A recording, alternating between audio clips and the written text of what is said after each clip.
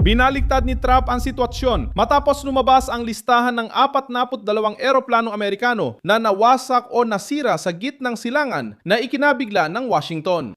Ang itinatampok ng anti-Trump na media bilang kahihiyan ay naging bala laban sa lumang makinarya ng digmaan. Dahil may Huwebes, ika-21 ng Mayo, 2026 ang kaso ay nagbubunyag ng mas malaki pa kaysa sa mga nawalang eroplano.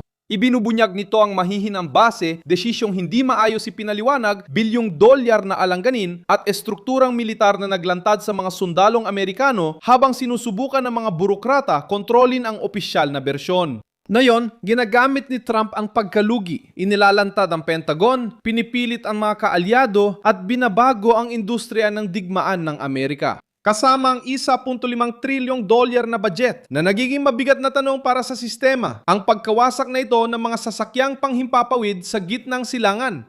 Ang pagkawasak ba ng mga eroplanong pandigma ay pagkatalo kay Trump o patunay na minana niya ang problema at may magandang pagkakataon na yon sa Kongreso para baguhin ang sandatahang lakas? Ikukuwento ko na sa iyo lahat ng yan. Pero ngayon, siguradong gugustuhin mong mag-subscribe sa channel para manatiling updated, makatanggap ng impormasyon sa real time sa pinakamagandang kalidad ng pamamahayag na nakita mo na. Sa pamantayan ng kredibilidad, si Milson Alves. Ang listahan ng mga sasakyang panghimpapawid ay naging kontrobersyal dahil binanggit nito ang mga fighter jet, nawasak na drone, eroplano, tangke, paniktik na sasakyang panghimpapawid at sumusuportang kagamitan na tinamaan sa Operasyon Epic Fury.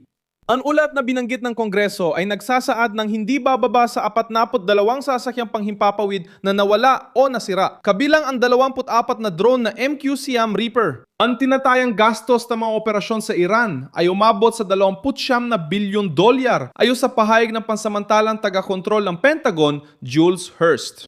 Hindi pa kasama sa bilang na ito ang lahat ng pinsala sa mga base ng Amerika na inatake sa gitnang silangan. Dito mismo binabaligtad ni Trump ang laro. Sino ba ang nagtatag ng isang estrukturang militar na sobrang mahal, sobrang kalat at sobrang lantad sa mga drone, misil at mga milisya? Pwedeng kunin ni Trump ang ulat na ito at gawing audit ang iskandalo. Hindi na lang ito tungkol sa isang eroplanong pinabagsak o drone na nawala, kundi tungkol ito sa isang makinang pandigma na laging humingi ng mas maraming pera, mas maraming base, mas maraming tropa, mas maraming kontrata, at kapag dumating na ang bayarin, sinusubukan nilang ipasa lahat ng sisi sa presidente.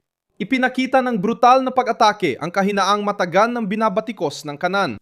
Malaki ang kapangyarihang militar ng Estados Unidos pero may bahagi nito ang nakaistasyon sa mga base na madaling hulaan at puntiryahin sa murang atake at koordinadong paglusob. Hindi kailangang manalo ang kaaway sa digmaan para makapinsala. Sapat na ang tamaan ng runway, hangar, tangke ng gasolina, eroplanong nakahinto, drone na may misyon o sasakyang panghimpapawid na sumusuporta. Ngayon, may konkretong patunay si Trump na ang modernong digmaan ay nagpaparusa sa pag-aaksaya, burokrasya at labis na kumpiyansa. Ang problema ay isang makabagong digmaan kung saan mamahaling sistema ay maaring tamaan ng mas murang depensa, mga milisyang mabilis kumilos at koordinadong atake. Maaring gamitin ni Trump ang pagkabiglang ito para itulak ang pagbabago ng doktrina. Mas kaunting walang saysay na pagkalantad, mas matinding depensa sa teritoryo ng Amerika, mas matinding presyon sa mga kaalyado sa reyon, at mas kaunting blankong tseke para sa mga burokrata ng digmaan. Kailan lumalabas ang pagkatalo? Sinusubukan ng elite isisi lahat sa Pangulo na nagmana ng mahal at sobrang pinalaking estrukturang militar na umaasa sa mga baseng nasa unahan. Ginawang propaganda ng Iran ang listahan ng mga eroplanong pandigma. Layunin ng Tehran na ipakita ang tagumpay nila pagtuto sa Estados Unidos at kontrol sa krisis sa Golpo ng Persya. Pero ang selebrasyong iyon ay nabigo na. Kapag ipinapakita ng rehimeng Iranian ang pinsala sa mga eroplanong Amerikano, pinipigilan rin nila. Nagbibigay ito sa pagkapang-ulo ng argumento para sa paghihigpit laban sa milisya at para humingi ng mas malaking proteksyon mula sa mga kaalyado sa Gulpo, repasuhin ang seguridad ng mga base at bigyang katwiran ang kalkuladong tugon. Akala ng rehimeng Iranian na si Trump lang ang inilalantad nila, pero naipakita rin nila ang mismong banta na dala nila sa paglalayag sa Israel at sa presensya ng Amerika sa rehiyon. Para kay Trump, pinatitibay nito ang paniniwala na hindi lang ito usapin ng listahan ng mga eroplano. Ang problema ay ang rehimeng gumagamit ng dagat, misil, drone at milisya para maghasik ng takot sa mundo. Maaring gawing dahilan ng White House ang insidenteng ito para direktang idiin ang Pentagon. Ang budget na humigit kumulang $1.2 trilyon ng Estados Unidos na hinihiling ni Trump para sa depensa sa 2027 ay lubos na nagbabago sa pananaw na ito. Dahil ipinapakita nito na ang pagkasira ng 42 eroplano ay hindi naabutan ang Estados Unidos na walang ginagawa, kundi mas pinabilis pa ang modernisasyon na dati nang isinasagawa. Layunin ng White House na gawing oportunidad ang krisis upang palakasin ang puwersa. Dagdag na barko, fighter jets, drone, mas mahusay na missile defense, advanced na teknolohiya sa kalawakan, pinalakas na produksyon at mas protektadong sundalong Amerikano. Tinawag ng Pentagon ang plano bilang pamumuhunan para sa susunod na henerasyon. Pinalalakas ang industriya, pinalalawak ang mga sistema ng armas, pinapatatag ang supply chain, at inilalagay ang Golden Dome at kalamangan sa drone. Nasa sentro ng bagong yugto ng militar ng Amerika ang dominasyon sa kalawakan. Hindi lang basta tumutugon si Trump sa pag-atake. Ginagamit niya ang crisis para ipagpalit ang kahinaan sa kapangyarihan, ang pagkapinsala sa modernisasyon, at ang pagkalugi sa panibagong presyon sa sistema na nag-iwan sa Estados Unidos na lantad. Ang marahas na pag-atake at pagkasira ng mga eroplano ay nagdulot ng pagkabigla at naging simula ng mas malaking tunggalian. Apektado din ang kaalyado. Mga bansa, anong nangyayari? Napansin ng Israel at ng mga kaalyado ng Estados Unidos na nagbago na ang makabagong digmaan.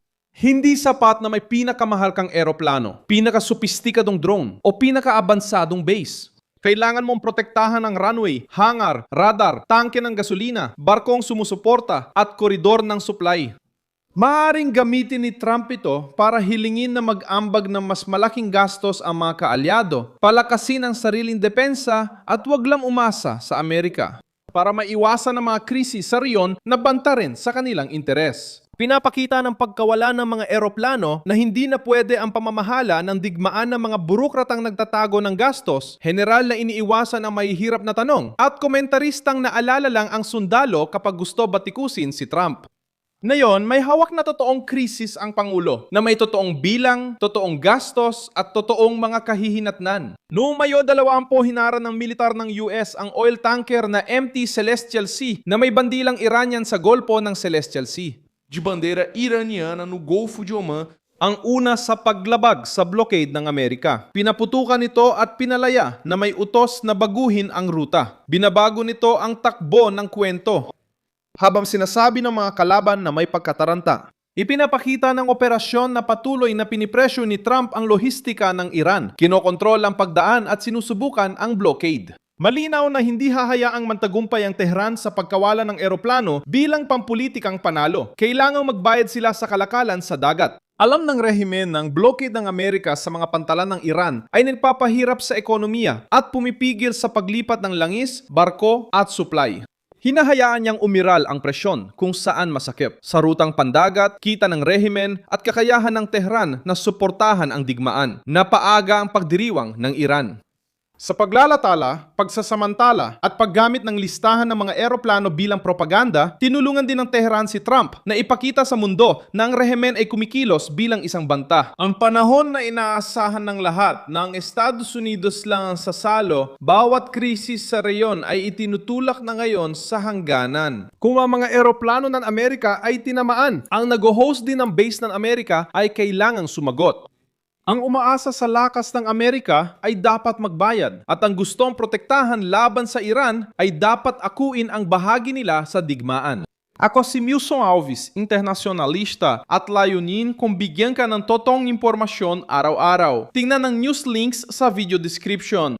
I-like ang video, mag-subscribe at tingnan ang mga komento para maging mas aktibo sa komunidad ni Milson Alves.